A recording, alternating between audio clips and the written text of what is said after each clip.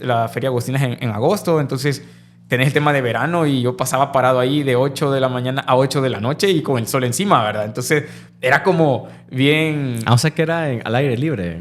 Ajá, en el MacArthur Park teníamos nosotros como carpas y ahí estábamos adentro. Entonces, pero yo tenía a mi hermano que era el como que miraba todo el tema, que si alguien llegaba y preguntaba, mi hermano era el que hablaba. Y mi mamá, si alguien tenía que comprar una camisa o algo, era mi mamá quien atendía. Entonces yo lo que hacía era...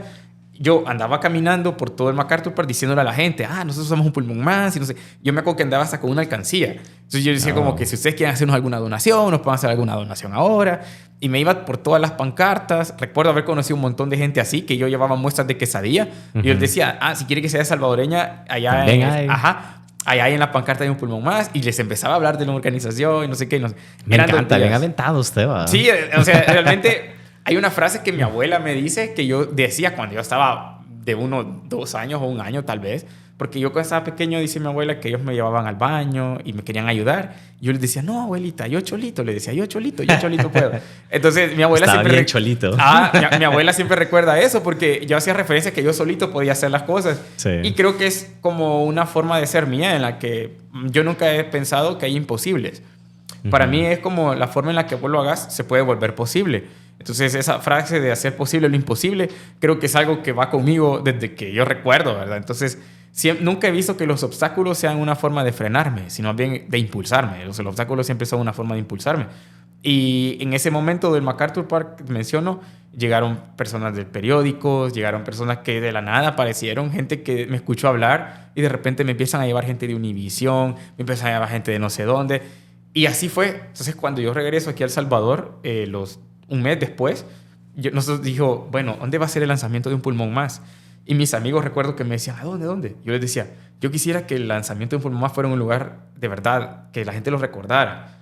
Y el mejor lugar para mí en el centro de Santa Ana era el Teatro de Santa Ana. Entonces yo decía, no, un pulmón más tiene que lanzarse en el Teatro de Santa Ana. Ese es mi sueño. Y que no sé qué, y era como, no, porque mira, nos van a pedir, porque ahí se paga por el uso del teatro, ¿verdad? Y así. Miren, digo yo creo que lo puedo conseguir donado.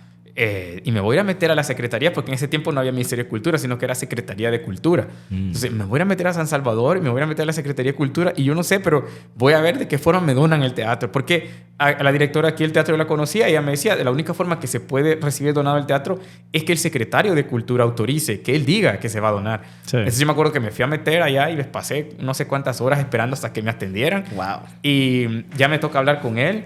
Dijeron, tal vez si lo ignoramos se va. ¿Y qué? Ahí va a estar yo hasta que me dieran la audiencia. Yeah. Y recuerdo que yo voy con una página que tenía ahí como todos los logos de las empresas que en Estados Unidos nos apoyaron y los medios de comunicación que nos llevaron.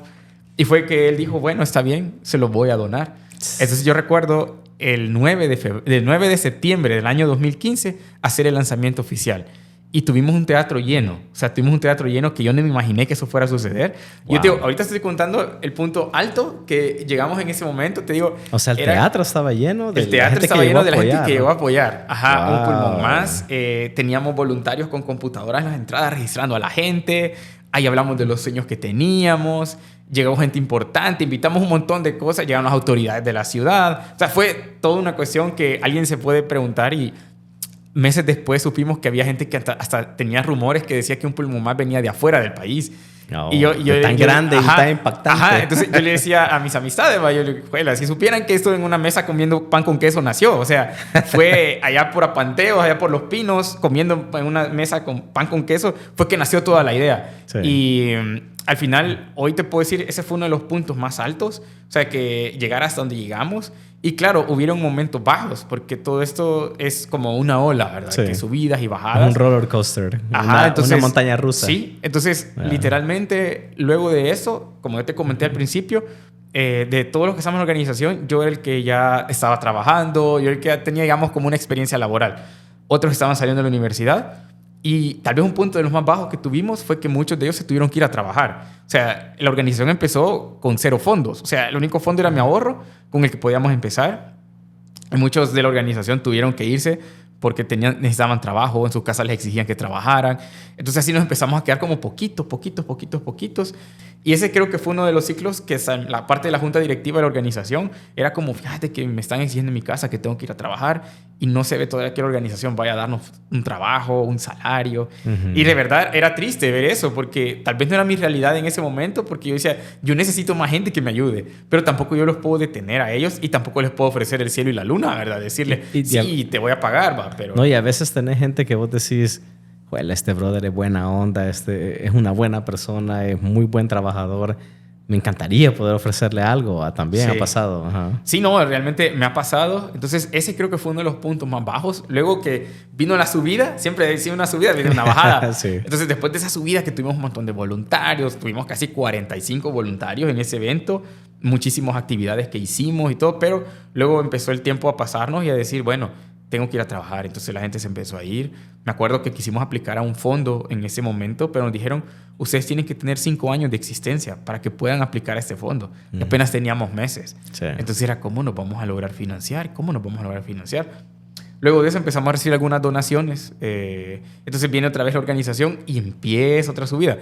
Y así en el tiempo hemos tenido subidas y bajadas.